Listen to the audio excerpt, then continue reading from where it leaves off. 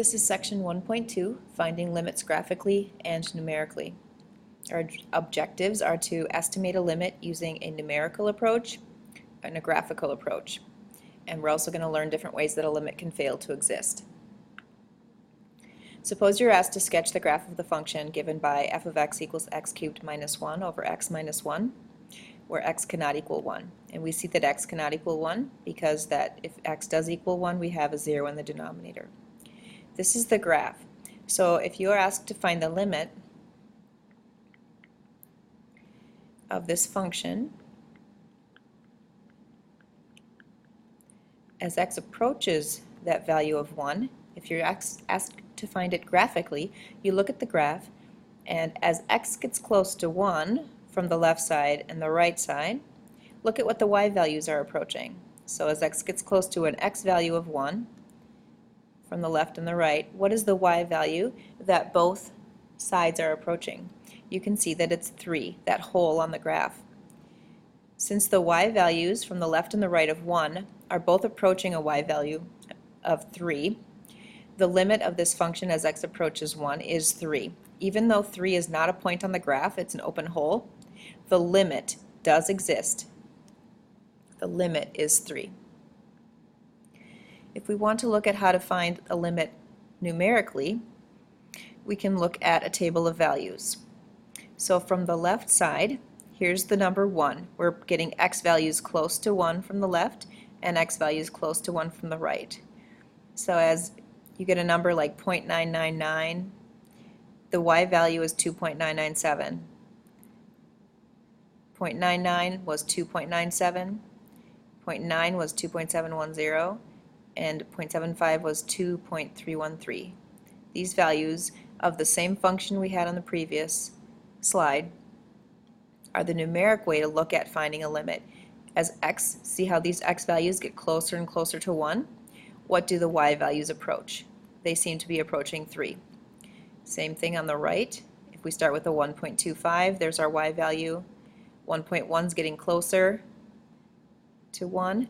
1.01 is getting closer to 1, and 1.001 is getting closer to 1 from the right of 1.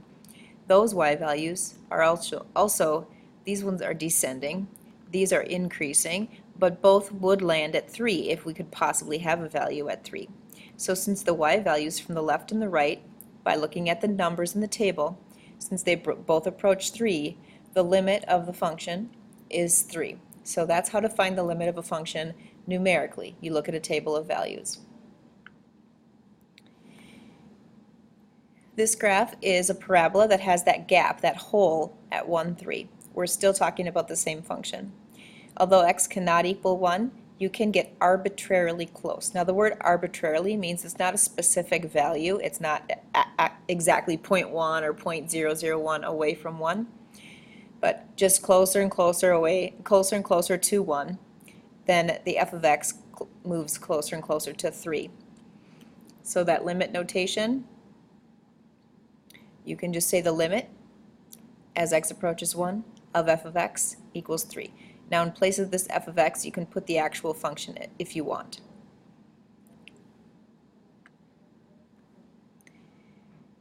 So the informal definition of a limit, if f of x becomes arbitrarily close to a single number, L, so that would be the 3 in the previous example. As x approaches c, that would be the 1 in the previous example, from either side. It has to be both sides, not just one or the other, but both sides. Then the limit of f of x, as x approaches c, is that value.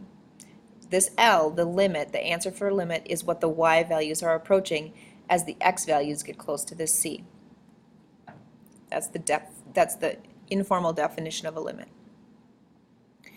So let's practice estimating a limit numerically.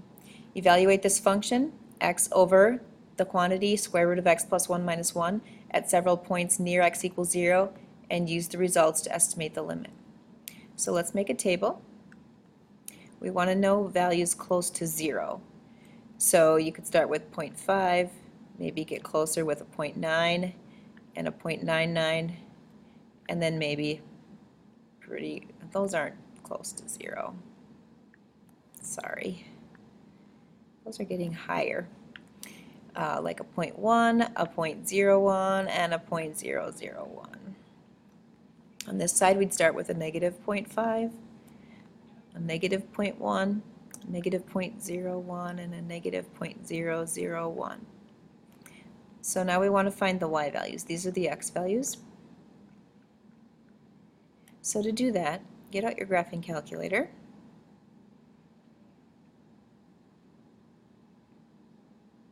There are a couple ways to get values quickly using the graphing calculator.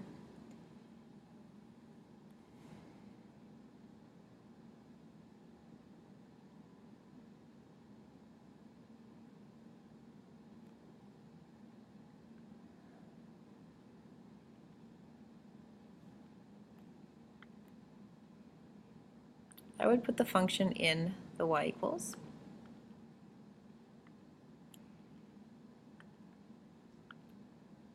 Parentheses around the whole denominator.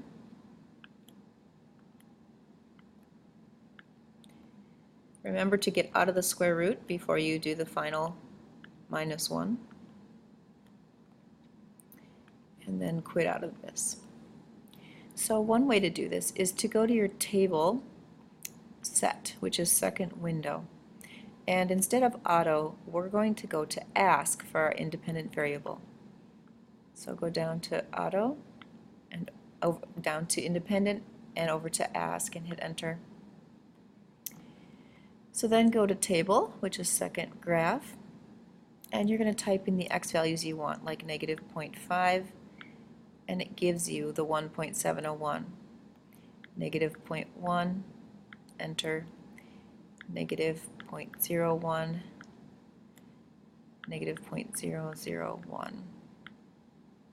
Let's just take a minute to write those down.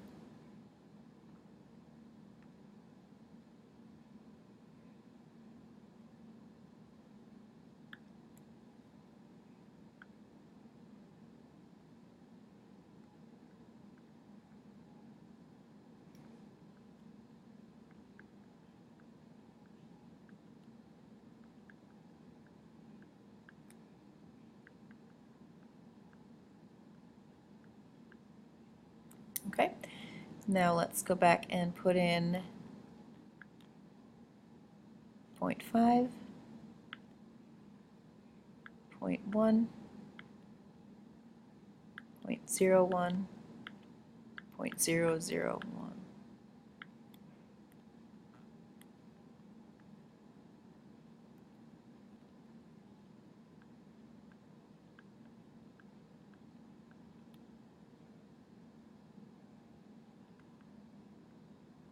Oh, I forgot to do 0.01.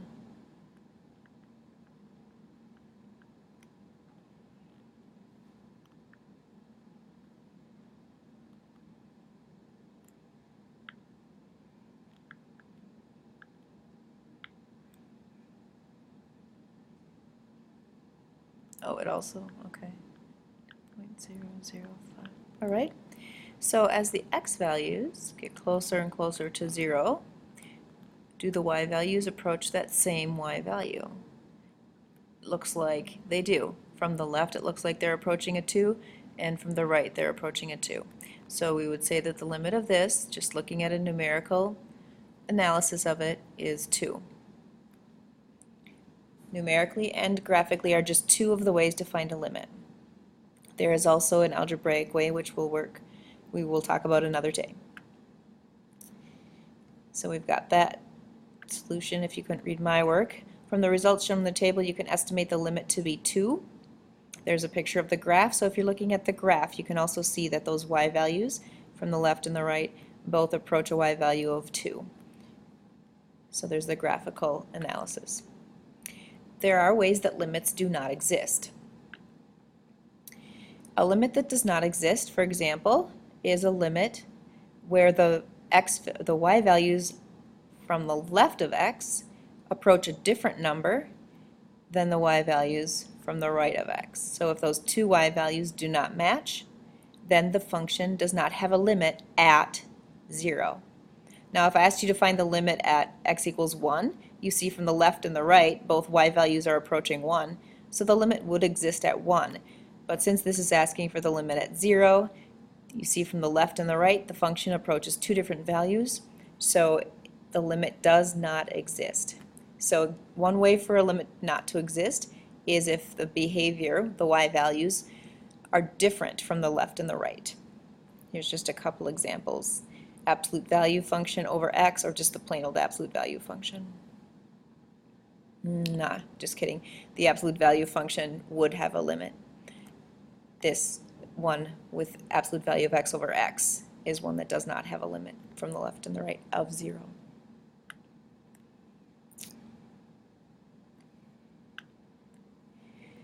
Three ways that limits do not exist. We talked about number 1 already.